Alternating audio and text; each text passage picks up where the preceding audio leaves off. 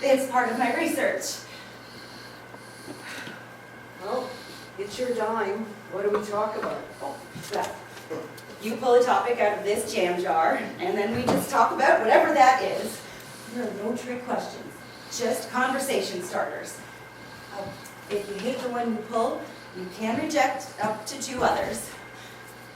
Well, the sooner we get started, the sooner we finish, eh? Nah, don't want that one. Boring. Well, what was it?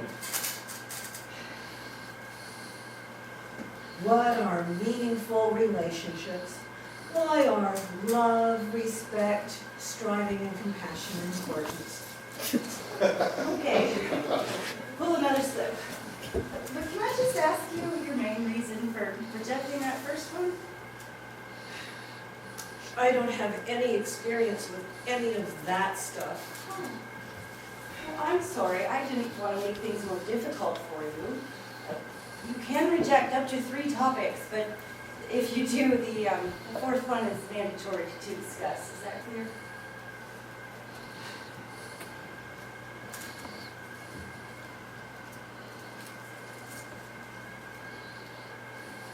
Do bad things lead to good things and vice versa? Shit, this is almost as bad as the first one. In fact, it's making worse. I'm sorry, it sounds like your bad things led on to more bad things. My life has been one friggin' bad thing after another.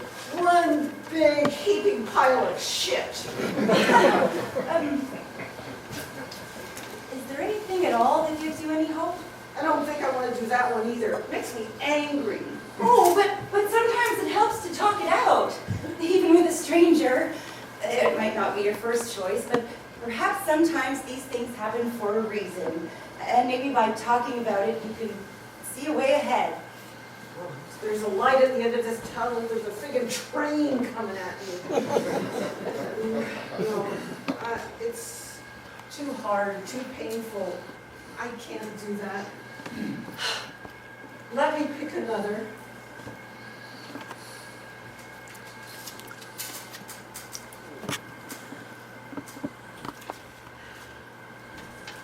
What is creativity?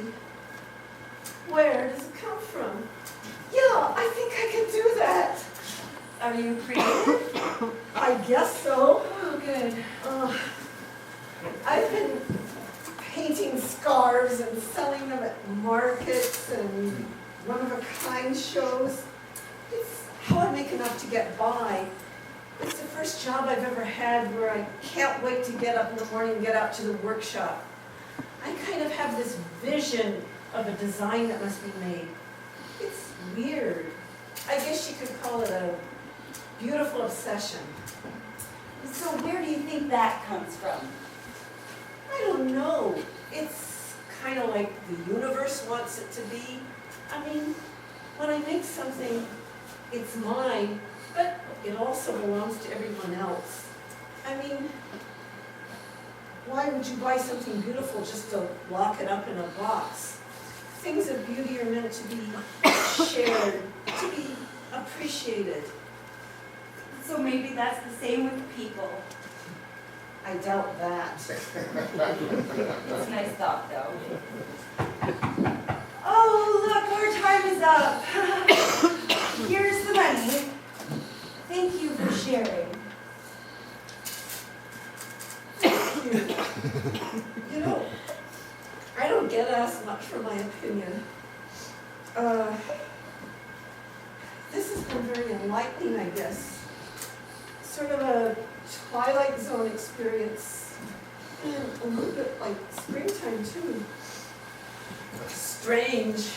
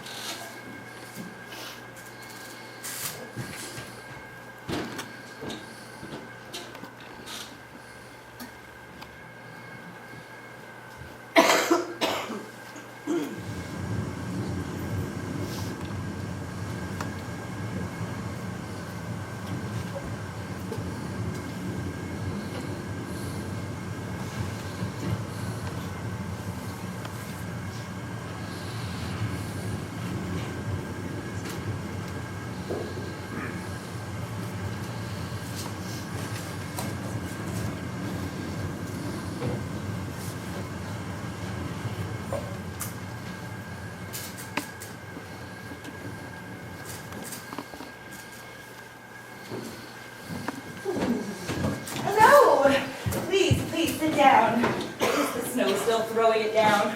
Epic Snowmageddon. What is all this? Oh, it's an experiment of a kind. What do I have to do? Just be yourself.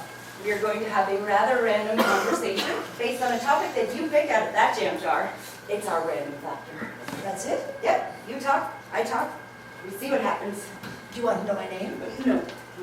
Are you recording this? Oh, yes. Let's get the show on the road. Jam jar. What is art? What creates music and poetry? Why do we like drama? Wow, that's a lot to think about. Oh, just speak whatever comes into your mind. Don't overthink it. Art is who we are, I suppose. Well, that's insightful. Where do you think art comes from? Some creative urge. Some people just have this well of creativity, something bursting to be expressed. And why is that? Why do some people, but not all people, have that urge? Everybody has some talent. Some people are artistic, some are mechanical, some just random stuff like hairdressing. But everybody has something like that. Does that strike you as odd? The different talents? I don't think so. Well, maybe a little. Are you artistic? Ever write a song or a poem, act in a play, paint a picture, anything? I made a paper mache duck when I was 7. Does that count? Possibly. Did it fly? No. Are you serious? No, just checking. I wrote a few poems when I was in school. Oh, do you remember them? I think so. The clouds were white and fluffy today, arranged up there in a peculiar way. The one up above me looked just like an ass, like why would Shakespeare not borrow an ass? Masterpiece! It carried on in a cheeky way, I suppose. Do you know where it came from? That urge to write something funny or lame, just something out there rather than locked in your brain. I think there's a feeling that you've got to do something more than just the daily treadmill. A feeling that we've been given this wonderful opportunity, and it's up to us to do something about it, rather than just sort of lying on the couch watching Netflix all day. Do you get that feeling very often? No, I am so busy in my life. All I do is work, work, work. Oh, and lastly, why do we like music, art, and drama? On the TV, at the movies? I think it's because they resonate with something inside of us, some sympathetic wavelength. Like some music, you just gotta dance. And some art, it makes you cry or laugh. All good answers. Have you ever had a phrase pop into your mind? Just something weird and disconnected from everything else? I don't think so. Let me think back. Actually, something odd happened about a month ago. What was it? Well, I was lying in bed, I was having trouble getting to sleep. I was worried about a project that I've been working on. But I got this weird idea that was totally random. Can you remember it exactly? Well, it is odd. The quotations of Tacitus. Tacitus? That's what I said to myself. The name sounded slightly familiar, but it's not something that I had any memory of. Tacitus. Roman, I assumed. Well, I keep my phone by my bed, so I rolled over and typed in the quotes of Tacitus. In Google? Yeah, and it turned out he was a Roman historian in the 1st century BC. And were there quotes? Yes, quite a few, and I liked them. The two I remembered best were to plunder, to slaughter, to steal. These things they misname empire. And where they make a wilderness, they call it peace. And the second one was, the desire to resist oppression is implanted in the nature of man. That sounds profound. I'll have to read them. Yeah. Did anything else happen? Well, as I was finished with the quotes and trying to get back to sleep, I was suddenly struck with a complete quotation. Now that has never happened before. From Tacitus? No, no. It was this. You'll probably laugh. Oh, tell me anyway. There's no wrong answers in this session. Chase the butterfly of whimsy through the garden of life. How crazy is that? Chase the butterfly of whimsy through the garden of life. Did you look it up? I did. Nothing there. Just images of butterflies and random items on Pinterest, whimsical items, and videos of cats chasing butterflies, but that was it. Crazy, eh? I think you have it. Of what? The key. It's the key I've been looking for. The key to what? Well, the next phase. Hold on while I ask. My boss is listening to the recording of this session. Yes? Okay, so what next? Oh, you want to talk to her. Okay, let's set the calm. Hello? Be not afraid. Well, I wasn't until you said, "Be not afraid." Oh, sorry. It's a bad habit. What's going on here? Do I still get my $40? Of course. Perhaps I should explain. Please do.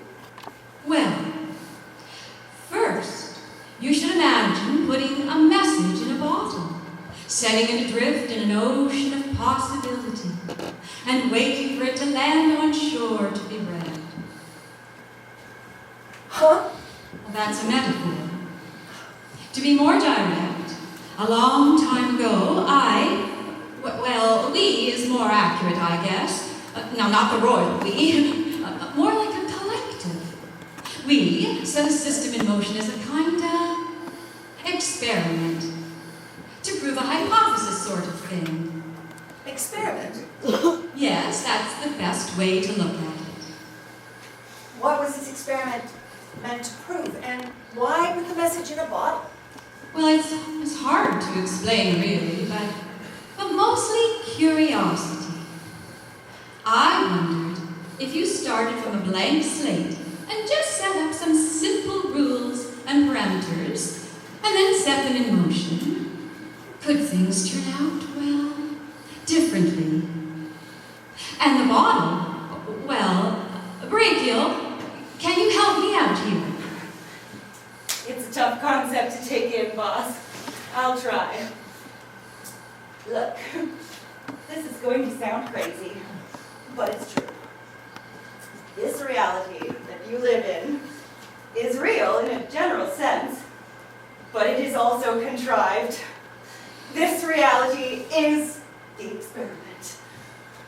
You guys are fucking crazy. Oh, please wait. I promise that as crazy as it sounds, this is real, and what you do next is important. Please, just hear us out. I promise that you are safe and you can walk out at any time.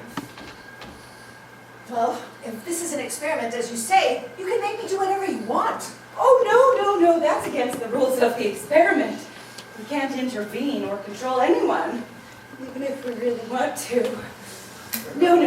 You just decide if you'd like to hear our explanation. Here's the $40. Just stand outside and think, and then come back if you feel safe. That didn't go so well, boss. Be patient, Brachial. I feel a sense of longing and curiosity. Fine. Tell me the rest of this ridiculous fairy tale. But I'm keeping the door open. Well, in the beginning... That might not be the best way to start, boss. Sorry, you're right. Okay, here's what happened. Imagine what perfection looks like. A white light. Well, not really a light. More like a kind of nothingness. No time passing. No space to explore. Just a sense of being right. That everything is right forever. Well, that sounds boring. so right on the mark with that. Well, one day, Perfection had the thought that being was not as much fun as doing, having adventures, striving, living for a finite life, aging, procreating, sipping a glass of wine, teaching the offspring. Can you understand? So you claim that Perfection got bored and decided to create time and space? Big bang, Shazam! A crazy constructive explosion. We actually called it the sneeze fart. Because the answer to creation or how you make something out of nothing is that you blow equal amounts of matter and antimatter simultaneously in different directions and dimensions. Neat trick, huh? Oh, the scientists have worked it all out now. Amazing how far science has progressed. But the whole universe was a construction kit for everything you now see. The chemistry, the physics, the biology, and most of all, a groovy place for humanity to evolve and to form civilizations. But can you prove any of this? Can you prove you are who you claim to be? Sadly, no. Well, that would screw up the whole experiment. Oh, right now, you must think we are raving mad. Oh, and that's probably the best way to think of your experiences today.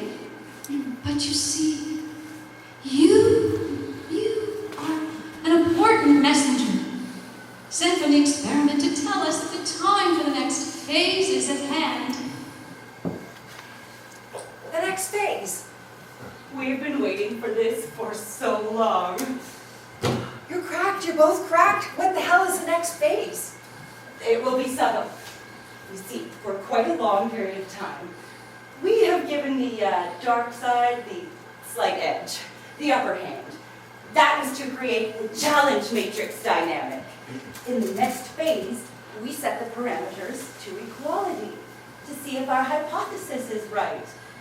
So that means a lot of the things you currently feel are implacable and forever screwed up will begin to get addressed. Hunger, disease, inequality, discrimination, well, lots of the things you've experienced so far.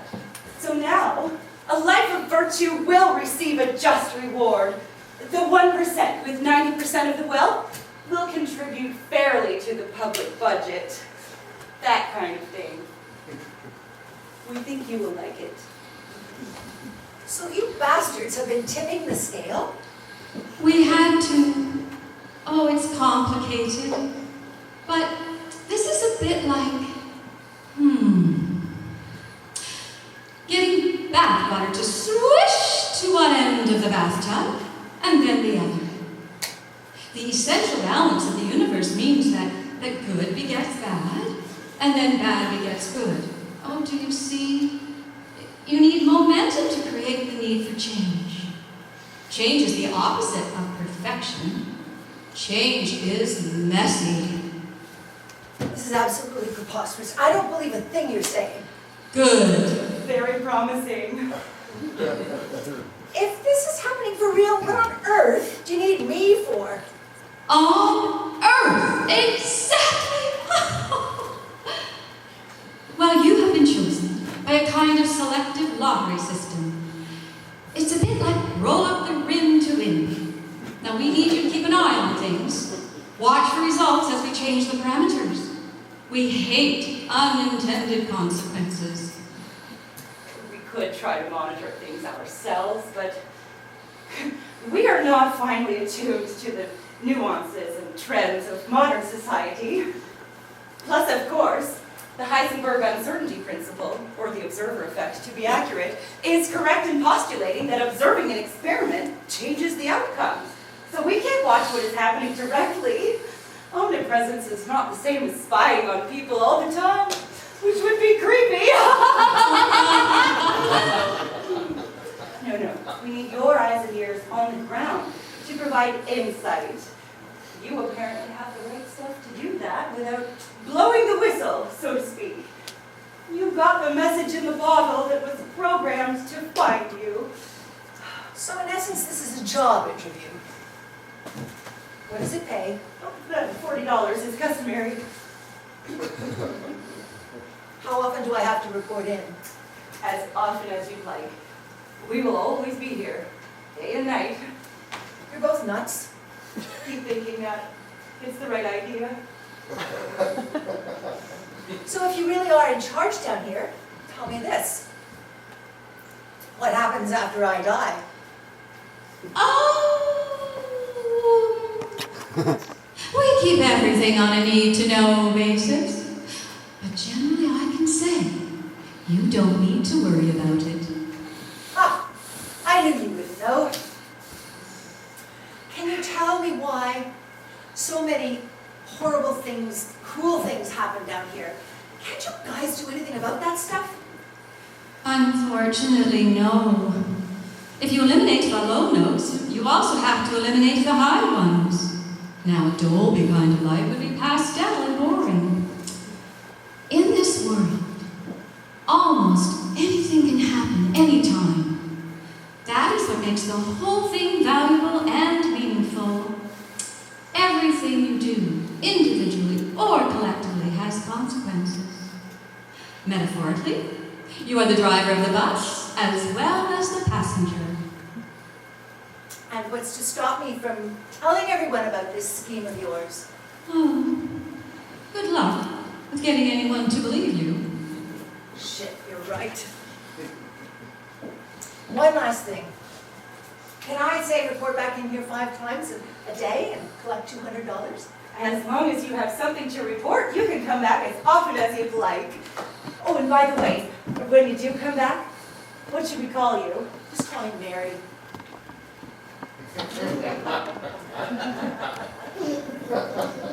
Did you have anything to do with Trump? Be patient. Great darkness leads to great light. Well, Seems like a keeper.